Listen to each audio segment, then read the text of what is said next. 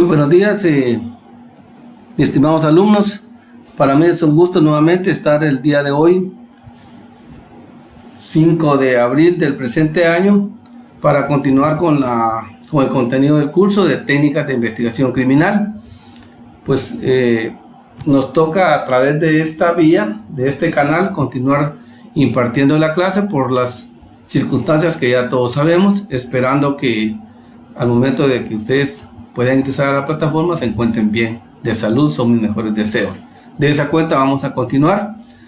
¿Se recuerdan ustedes que hace 8 días hablábamos específicamente de los plazos específicos de la investigación criminal a manera de retroalimentar, y decíamos que se encuentran o que son 5 pasos, entre ellos la protección del sitio del suceso, la observación del sitio del suceso, la fijación del sitio del suceso, la colección de la evidencia física y el suministro de la evidencia física al laboratorio. De esa cuenta comenzamos a desarrollar el primer numeral, que es la protección del sitio del suceso. Dijimos que importante era la protección del sitio del suceso con el fin de evitar que personas extrañas puedan alterar, mover o destruir esos elementos físicos de prueba, y de igualmente aquellos indicios como rastros o huellas que deja el delincuente al momento de huir de la escena de crimen, entre otros. También decíamos que importante o conveniente es que cuando uno va a caminar dentro de una escena de crimen con el objeto de determinar o de especificar si hay personas heridas en el mismo, se tiene que tratar la manera de salir por el lugar donde se ha ingresado para evitar la contaminación. Pasando al siguiente paso específico, que es la observación del sitio del suceso, debemos tomar en cuenta, aquí ya inicia la clase de hoy, que esta observación específicamente está en 4 sentidos que como personas tenemos de los 5 sentidos. ¿Cuáles vamos a aplicar o qué importante es utilizar estos 4 sentidos? Como es la vista, el olfato, el oído y el tacto. Estos 4 sentidos van a jugar un papel muy importante en el manejo y colección de los indicios previa fijación de cada uno de ellos. Una vez ya usted ubicado en el sitio, tiene que observar de forma meticulosa toda aquella evidencia que pueda apreciar usted al momento de observarla. De esa cuenta vamos a proceder a la investigación del mismo. Continuando ya con la clase, les puse ahí como título pasos específicos de la investigación criminal, toda vez que es la segunda o la siguiente presentación, pero tiene relación directa con los pasos específicos de la investigación criminal, que como ya explicamos y retroalimentamos ahorita, la protección del sitio del suceso y la observación del sitio del suceso. Nos queda pendiente la fijación del sitio del suceso, la colección de la evidencia física y el suministro de la evidencia física al laboratorio. Esos temas son los que el día de hoy vamos a desarrollar, y de esa cuenta podemos determinar, como ya lo hemos manifestado, en el sentido de que la observación criminalística del lugar de los hechos consiste en un escrutinio mental activo relacionado a los 4 sentidos que vamos a utilizar. ¿Cuál es el objetivo de este escrutinio mental?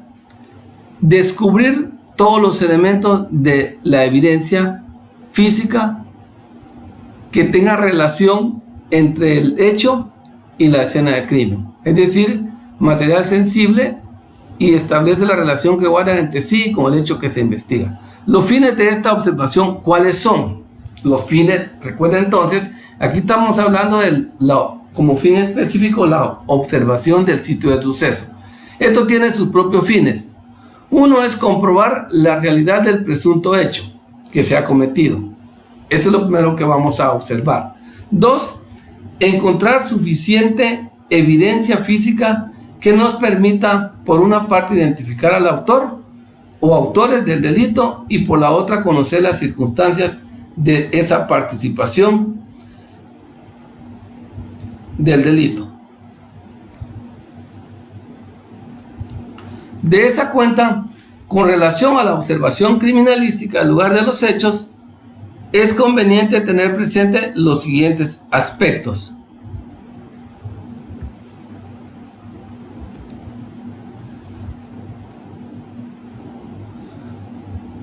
Primero, realizar en las mejores condiciones posibles una buena iluminación. Eso es importante. Una buena iluminación es importante, que puede ser natural o artificial. Y auxiliarse, cuando el caso lo requiera, de instrumentos ópticos. Es decir, si usted en un momento determinado no puede a simple vista apreciar algún tipo de indicio o de evidencia, usted puede utilizar una lupa o un microscopio. Y la iluminación natural o artificial es muy importante. Aquí vale la pena decirles que en cuanto a la iluminación artificial, cuando específicamente usted va a procesar una escena de crimen de noche, es importante que usted, el equipo de escena de crimen, lo tenga al día, esté en las mejores condiciones de poder actuar en un momento determinado. Dígase, mantener la planta eléctrica que anda la unidad móvil de escena de crimen con combustible, que esté debidamente checada para que al momento de utilizarla o que se necesite una escena de crimen para iluminar, usted le pueda funcionar. Esto es muy importante.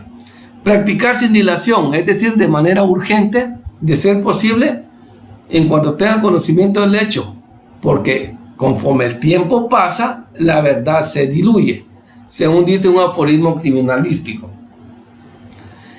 ¿Qué pasa si, por ejemplo, y ese es el problema a veces que se da en la realidad, en la práctica, es que el fiscal está procesando una escena de crimen en un lugar e inmediatamente le avisan de una escena en otro lugar? Por eso es importante que hayan dos fiscales de turno, para que en cuanto más rápido se llegue a una escena de crimen, menos se va a poder diluir esa verdad. Eso es lo importante. Y si fuera el caso que no hubiera personal para eso, es recomendable sugerirle y ordenarle a la policía que mantenga protegida esa escena de crimen mientras llega el Ministerio Público. No prescindir de ningún detalle. Es decir, usted esto no, esto sí, no, ningún detalle. Por lo mínimo que parezca, como les he venido diciendo a lo largo del curso, esto no es parte de la investigación. Un cigarro, una cajetilla, una chenca, un vaso, un envase, todo es importante. Pues lo que a primera vista puede parecer insignificante, por la fuerza de las circunstancias puede convertirse en una evidencia valiosa.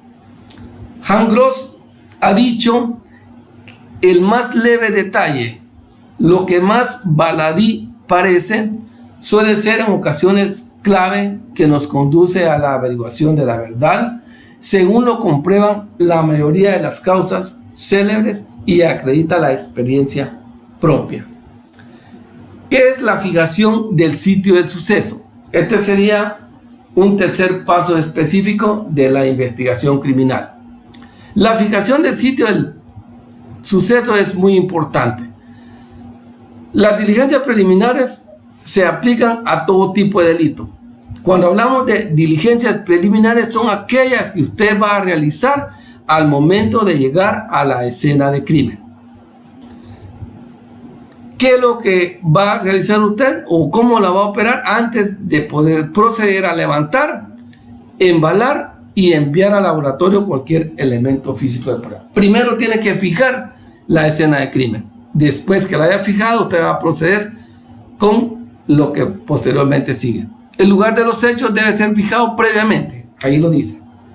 Luego vamos a proceder con las técnicas de recolección y embalaje en cuanto a los indicios allí ubicados en la escena de crimen.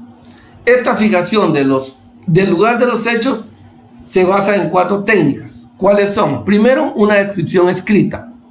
Segundo, la fotografía forense. Tercero, la planimetría forense. Y cuarto, el moldeado. ¿Qué es la descripción escrita? Esto consiste en narrar por escrito, utilizando técnicas de redacción de informes relacionados lo que en el lugar de los hechos se encuentra. Esto es muy importante, siempre se los he dicho yo, que en una escena de crimen usted lo primero que tiene que hacer es documentar de forma escrita los elementos que ahí encuentro o lo que va a hacer constar. Características, ubicación geográfica o poblacionales, orientaciones, dimensiones y su forma, elementos o muebles que en él existen, distribución en que se hallen y por supuesto todo lo concerniente al delito que está investigando, incluyendo la descripción y ubicación precisa de cada uno de los indicios que ahí se encuentran. Esa es la descripción escrita. Es decir, todo eso usted lo va a documentar en un acta fiscal, así se le llama. Es la más simple y elemental de las medidas de fijación, lo que yo les decía, un acta, y se halla al alcance de la policía que vigila, que resguarda la escena del crimen y de la policía que investiga y por supuesto del fiscal que lleva a cargo la investigación. Esto va a ser de mucha ayuda describir el lugar de los hechos, porque ¿qué va a incluir o qué va a contener esa descripción escrita? La fecha que usted llega al lugar, la hora que usted procede a documentar de forma escrita esa escena de crimen y el momento que usted procede a la localización y la búsqueda de indicios. Tiempo atmosférico y condiciones de luz. Usted tiene que hacer constar eso. Identidad de las personas que están participando. Siempre se acostumbra que en una escena de crimen no participen muchos. Yo, en lo personal, cuando procesaba escenas, siempre usted tiene que utilizar 1 o 2 agentes de policía. ¿Por qué van a dar 5, 6, 8 en el interior del sitio de la escena de crimen? No hay necesidad. Órdenes e instrucciones impartidas al personal. Recuérdese que usted como fiscal tiene la investigación a su cargo y da instrucciones a investigadores, a policías investigadores y a personal de procesamiento de escena de crimen. Condiciones y posición de los elementos materiales de prueba encontrados. También es importante. Todo eso usted lo va a documentar de forma escrita en la respectiva acta. Cuánta evidencia física sea descrita, siempre se señalará su ubicación, cuando por su naturaleza lo permita. También se hará referencia a la posición, orientación, forma, cantidad. Es conveniente señalar que el procedimiento varía según se trate, ya sea hablamos de escenas cerradas o escenas abiertas. Primer caso, una vez abarcado todo su contenido, se fija enseguida las vías de acceso, dígase puertas, ventanas, etcétera, piso, paredes, techo, muebles, herramientas, armas, proyectiles, casquillo, impactos, mancha y cadáver, si lo hay. Todo eso es importante documentarlo. ¿Qué es lo que aprendemos? ¿Qué es lo que pretendemos?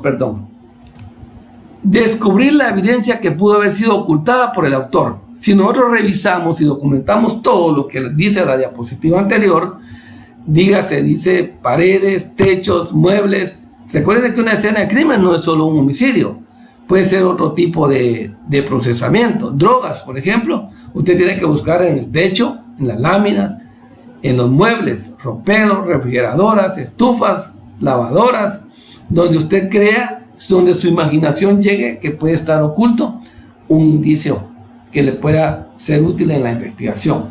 Puertas, ventanas, todo lo que usted va a procesar.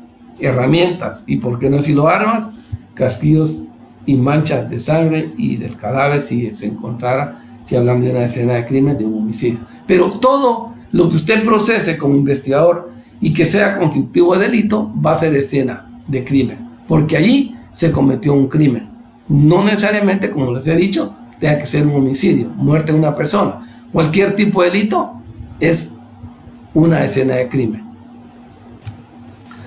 ¿Qué es lo que pretendemos? Descubrir la evidencia que pudo haber sido ocultada, decía, por el autor o los autores.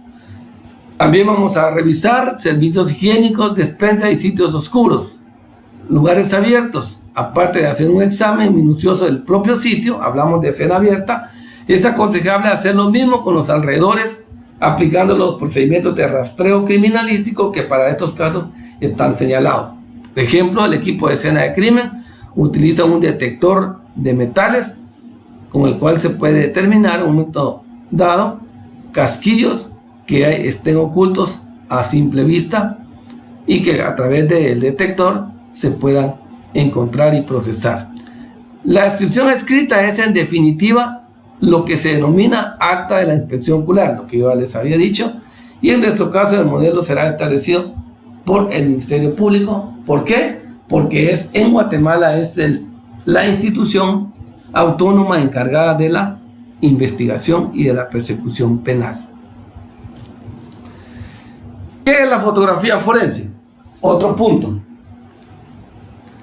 Este es importante, la fotografía forense, porque esto le va a permitir al investigador revelar lo que vio, a veces de lo que se dejó de ver. La imagen fotográfica registra lo que pasó desapercibido al ojo humano. Eso usted no me deja mentir que así es, porque usted después va a refrescar a través de esas imágenes y va a poder ver lo que en el momento de la escena usted no pudo ver, por muchas circunstancias, por muchos factores que ya lo hemos analizado: el público, policía, bomberos, el estar controlando que no entren, que salgan, que el policía no le obedece, no le atiende las instrucciones. Entonces usted está entre cuidando la escena y procesando la escena. Entonces esa es la práctica. Entonces en un momento determinado usted puede pasársele desapercibido, no con la intención, sino que porque usted no tiene en ese momento la capacidad por el descontrol que puede haber en una escena.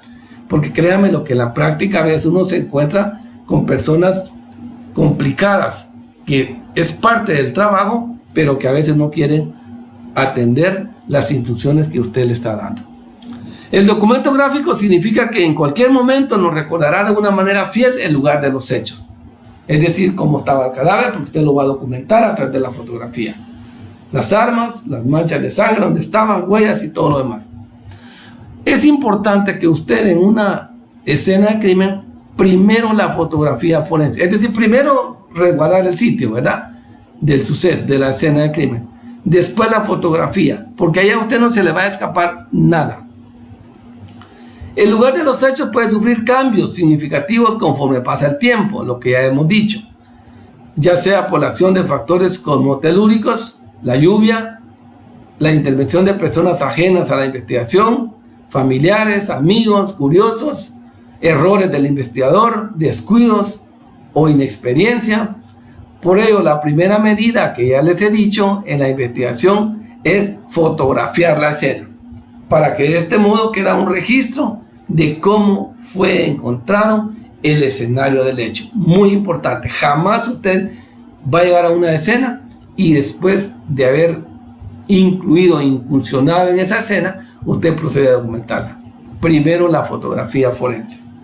Es muy importante, porque eso le va a refrescar a usted lo que pasó en esta escena de crimen. ¿Por qué la fotografía en lugar de los hechos es útil desde el punto de vista criminalístico? ¿Por qué? Porque ahí vamos a ver condiciones principales exactas y nítidas. El documento, por lo tanto, debe reproducir fielmente el lugar fotografiado, tanto los grandes como los pequeños detalles. Es decir, que la fotografía en el lugar de los hechos nos va a ayudar a captar el estado original de la escena y nos va a servir como registro permanente de esos detalles, porque posteriormente vamos a tener una percepción clara del lugar de los hechos, lo que yo les decía. De una manera tranquila usted va a analizar esas fotografías y usted puede ahondar en la investigación. Además, actúa como una especie de memoria artificial. Recordemos que por muy inteligentes, por mucha memoria que tengamos, como todos los pasos que hemos visto anteriormente, jamás nos vamos a recordar de todos los detalles como que los hayamos guardado en una fotografía. La documentación fotográfica ofrece registros tangibles y corroborativos para la validez de las pruebas en la comisión de un delito. ¿Es un recurso aplicable? Sí. ¿Útil en el futuro? Sí. De hecho, ya se aplica la fotografía y el video. ¿Por qué? A través de la fotografía el investigador podrá apreciar circunstancias o detalles que en las primeras diligencias pudieron omitirse. Es decir, por los factores que dije, a usted se le puede escapar un detalle importante en la investigación. Pero en el transcurso de las averiguaciones podrá rescatarlo con la ayuda de la fotografía. Las imágenes entonces tomadas no solo le sirven a usted, sino también al laboratorio en la elaboración de las correspondientes diligencias policiales, de la inspección ocular por si se le escapó algo, como para la confección del correspondiente informe pericial, quedando archivadas y referenciadas en las unidades de investigación a disposición de la autoridad judicial. Es decir, que de ese álbum, de ese video que se graba, se le puede compartir al médico o al forense o al perito del INASIR para que él también pueda tener una perspectiva del lugar de los hechos. Otro punto importante, la planimetría forense. ¿Cuál es el objetivo? Estudiar, evaluar y representar gráficamente la forma y precisión en que se encuentra el cuerpo y cada uno de los diferentes elementos materiales que se encontraron en el sitio del suceso. Ahí, pues, la planimetría incluye un croquis inicial y un plano final a escala.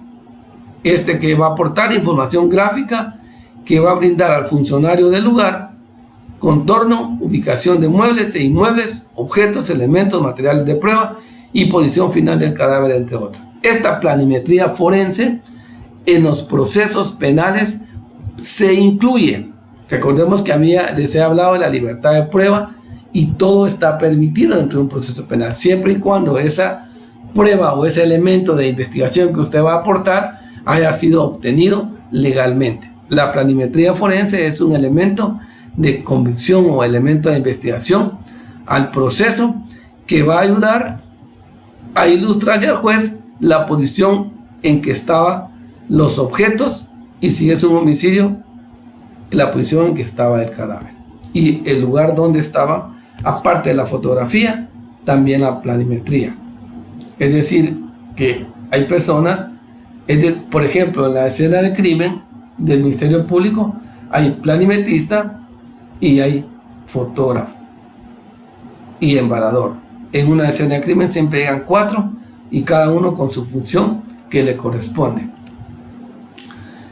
El análisis de estos aspectos reviste en importancia valiosa la información que le va a suministrar al fiscal y al investigador. Principales funciones del planimetrista: realizar la fijación de sitios y sucesos por medio de planos, croquis y dibujos. Elaborar los croquis según la naturaleza o escenario donde se produjo el suceso. Proyectar en otras dimensiones las diferentes trayectorias de proyectiles. Interpretar con un diseño a escala los objetos incriminados. Elaborar reproducciones de objetos y otras especies materiales del delito con base en las descripciones de testigos, como también confeccionar retratos hablados de personas buscadas con apoyo de descripción. Esta es la función del planimetrista forense. Pasamos al siguiente, que es el moldeado. El moldeado no es más que aquel que se va a realizar en el lugar de los hechos sobre aquellos indicios que consisten en huellas negativas que están impresas sobre superficies blandas como lodo, como arena, como tierra suelta, como nieve, dígase pisadas, calzadas o descalzas, como neumáticos, bastones, muletas, patas de animal. Este es el moldeado, para lo cual es necesario recurrir a la técnica del moldeado de huellas a fin de levantarlas y estudiarlas comparativamente de molde contra molde. Dice que cuando en un terreno blando se encuentran huellas de pisado de vehículos o huellas de soporte, de fractura, aparte de escribirlas, fotografiarlas y dibujarlas, como ya lo especificamos, es conveniente sacar el respectivo molde. Es decir, se extrae así como está, sin lastimar, para que no se borre ese moldeado. Esto complementa valiosamente los procedimientos referidos. Lógicamente es para enviarlos al laboratorio. Es conveniente no olvidar que se debe hacer un molde tanto de las huellas encontradas en el lugar de los hechos como de las producidas con el objeto sospechoso, para hacer una comparación de molde con molde. Es decir, si recuerdan ustedes, siempre lo pongo de ejemplo, el caso de aquel joven en Guatemala que arrolló a aquellas niñas que estaban manifestando en la ciudad. El más conocido como el caso de Jared Mera, si no estoy mal. Allí se logró determinar que él era la persona, toda vez que en el lugar de la escena de crimen se levantó este moldeado de los neumáticos, es decir, de las llantas, cuando acelera él y quema llanta, pues como decimos nosotros, y deja impresa esa rodada en el asfalto. Se hace un levantamiento y posteriormente, dentro de la misma investigación, lógicamente momentos después, se ubica el vehículo, el cual, al hacer el cotejo de molde con molde, es decir, la huella encontrada en el lugar con la huella producida en el vehículo, se determina que la huella encontrada en la pisada en el asfalto coincidía con la huella de la llanta del vehículo. Ese fue un elemento indispensable de investigación para poder corroborar que él era la persona sospechosa. Como prueba de ello, pues él ya fue condenado por el delito de homicidio, toda vez que él sí tuvo la intención de cometer ese delito. Colección de las evidencias físicas. Para no alterar las huellas y conservar las que están, se indican algunas técnicas para la colección adecuada de los indicios en el escenario del suceso, a fin de conservarlos primitivamente como las dejó el autor después de la consumación del hecho que se investiga. Esta colección de indicios se efectúa después de haber observado y fijado el lugar de los hechos. Son 3 operaciones las que hay que llevar a cabo ahí, que son muy fundamentales en la investigación, en esta colección de las evidencias, que primero hablamos de el levantamiento, segundo del embalaje y tercero del etiquetado. Veamos qué es el levantamiento. Esta es una operación que nos va a permitir a nosotros recoger la evidencia del sitio del suceso. Después de haber pasado por todo el proceso que ya hemos venido diciendo, desde la protección de la escena de crimen o del sitio del suceso y todos sus elementos, la planimetría, la fotografía, la observación del sitio del suceso, la protección, la fijación y la colección del sitio del suceso y de la evidencia física y el suministro de esa evidencia física para los laboratorios. Aquí es donde se da este numeral, el suministro de la evidencia física al laboratorio, a través del levantamiento. El manejo inadecuado de esta evidencia física nos va a conducir a contaminarla, deteriorarla o destruirla. Un mal manejo, un mal levantamiento de escena de crimen, pues o la contaminamos, la deterioramos o la destruimos. Por ejemplo, si hablamos de un arma de fuego que usted va a procesar en una escena de crimen, usted no puede venir y agarrarla con las manos, porque entonces ahí ya la estaría contaminando. O casquillos, o proyectiles, o cualquier otro objeto. Y si es frágil, si usted no lo sabe manejar, lo puede deteriorar o lo puede destruir, siendo esta la causa más frecuente que impide su ulterior examen en el laboratorio. Una evidencia mal procesada, el perito en el INASIF no va a poder analizarla tomando en cuenta que ya va contaminada, y si él hace un análisis sobre ese indicio o sobre esa evidencia, lógicamente a lo mejor el responsable va a salir siendo el investigador, porque él contaminó ese indicio. Por lo tanto, es muy importante el manejo adecuado de la evidencia. O se destruyó o se deterioró. Por esta razón dice que cuando llegue usted o cuando llegue el momento de proceder a su levantamiento de esos indicios, se realizará con la debida técnica a fin de evitar tan lamentables consecuencias. Ustedes ya lo saben ese punto. Se realiza con la ayuda del material de dotación con el que cuentan los diferentes cuestiones. tales como hojas de trasplantes, de huellas o recipientes de transporte de evidencia. Ustedes ya llevaron ese curso y ven cómo se va procesando o se va almacenando los indicios que se van encontrando en una escena de crimen. Si por ejemplo en una escena de crimen encontramos 5 casquillos, 2 proyectiles, cada uno de ellos se embala por separado, debidamente etiquetado con su respectiva cadena de custodia. Es más, hoy en día este tipo de indicios se resguarda en sobres o pequeños sobres de papel manila, cosa que no se hacía anteriormente. Recuérdense que la investigación criminal se ha ido perfeccionando a lo largo del tiempo, tomando en cuenta las deficiencias que se han dado en los procesos penales. Yo me recuerdo todavía que antes ese tipo de indicios que les he descrito, 5 casquillos por ejemplo y 2 proyectiles, se guardaban o se resguardaban en un solo sobre, a veces era hasta de nylon, y lógicamente eso tiende a sudar, a destruirse de cierta manera la evidencia. Hoy en día se utiliza papel manila, y en este caso hoy, si son 25 casquillos, si son 30, 50 casquillos de una escena de crimen, son 50 sobrecitos los que se utilizan, porque en cada sobre va un casquillo. Esa es una manera como levantar y embalar correctamente un indicio,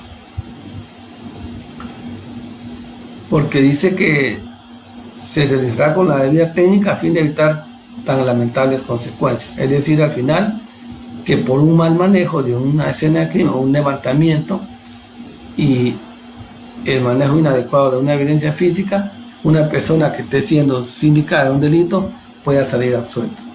Se realiza con la ayuda del material de dotación, como ya lo especifiqué, como recipientes, dice, yo ya lo dije, que por lo general es en hojas de papel o hojas de manila. De igual manera, pues vamos a ver que se señalan también algunas reglas fundamentales relacionadas con el manejo de la evidencia física y que todo investigador debe tener siempre en mente. Levantar toda evidencia física, siendo preferible pecar por exceso que por defecto. Es decir, regresamos aquí a lo que decíamos al inicio. Por muy insignificante que sea un indicio que usted vea en una escena de crimen, usted tiene que tomarlo como indicio, usted tiene que levantarlo, embalarlo, y sea el laboratorio el que nos va a decir si aporta o no aporta al proceso. Pero usted dice que tiene que tener en mente siempre levantar toda la evidencia que ahí se encuentra, porque más vale dice pecar por exceso que por defecto. Manejarla solamente lo estrictamente necesario a fin de no alterarla o contaminarla, como ya lo especificamos. No puede mandar de un lado para otro con esa escena, con esa evidencia, ese índice, solo lo necesariamente. Y venimos como último paso específico el suministro de la evidencia física al laboratorio. Después de ya haber procesado ese escenario criminal, ese lugar de los hechos, y haber recolectado los indicios ahí encontrados, pues lógicamente esos tienen que ser remitidos al laboratorio para que sean analizados.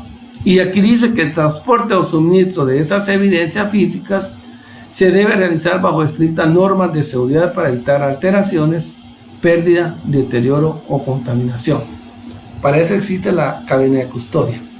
Lo más seguro, dice aquí, y recomendable para llevar esa evidencia física es que sea el propio personal que investiga el hecho el que se encargue del traslado de las evidencias al laboratorio en medios oficiales con el correspondiente documento de cadena de custodia. Ahí lo determina.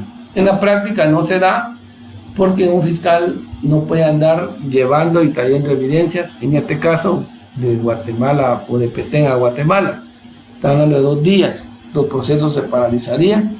Por lo tanto, hay tesis ya elaborada sobre la cadena de custodia y se ha llegado a determinar que lo importante es guardar esa cadena de custodia, no alterarla, y de esa cuenta en la práctica por lo general siempre va un oficial de fiscalía, así le llaman dentro de la estructura del Ministerio Público, quien se encarga de llevar la evidencia a los laboratorios Ciudad de Guatemala y en su momento sí los atraer nuevamente para incorporarlos o resguardarlos en el almacén de evidencias del Ministerio Público, y que al momento de llevar a cabo la audiencia de debate oral y público puedan ser sustraídos del almacén con su respectiva cadena de custodia para ser exhibidas en el debate ante el juez contralor de la investigación del caso concreto. Así es como se maneja una evidencia. Ya les he manifestado, les he comentado qué importante es la cadena de custodia. Cada indicio irá por separado, y lo que yo le explicaba, embalado y etiquetado de manera independiente. Es recomendable que no se envíe en un mismo bulto, como les dije yo, que anteriormente así se hacía. Indicios que correspondan a más de un caso. De esta manera el control de las evidencias es más efectivo. En la práctica, como en el organismo judicial y el Ministerio Público, a cada caso o a cada hecho denunciado se le agrega o se le asigna un número de expediente. Por ejemplo, San Benito es MP270, en este caso el año 2020, y el número correlativo que le corresponde a esa denuncia que va ingresando al sistema. De igual manera, en los juzgados se identifica esa carpeta judicial, por ejemplo San Benito 17004-2020 y el número que le corresponde. Eso es sobre un proceso. Entonces dice que no se puede enviar en un mismo bulto o en un mismo proceso indicios que correspondan a más de un caso. Es decir, quien va a los laboratorios a dejar evidencia, pues lógicamente no va solo por un caso, va por 3, 4, 5, hasta 8, 10 casos, pero cada uno lleva su respectiva cadena de custodia debidamente identificado con su respectivo expediente. De esta manera, para tener un mejor control de esa evidencia y que sea más efectivo. Este sería el contenido de la clase del día de hoy. Espero que lean lo que se ha visto a través de esta plataforma. Esperemos en Dios que esto pues vaya solucionándose a corto plazo y de esa cuenta podamos estar nuevamente en clases presenciales. Y si no fuera el caso, pues continuaremos a través de este canal. No desmayen, ánimo, sigamos adelante, esto va a pasar, primero Dios, y la universidad en su momento tendrá que determinar cuál va a ser el procedimiento de examen de los parciales. No nos preocupemos por eso, preocúpense por leer, que es lo más importante. Nosotros desde este lado, digo nosotros como catedráticos en mi caso, pues siempre estamos preparando la clase de una manera sencilla, práctica, entendible, tomando en cuenta lo más importante dentro de nuestro quehacer como investigador criminal. Les deseo que pasen un buen día, que igual pasen una Semana Santa. Hay que cumplir con las recomendaciones que ha dado el señor presidente de Guatemala y de esa manera pues poder salir victoriosos de esta emergencia que se está dando. Muchas gracias, se cuidan, adiós.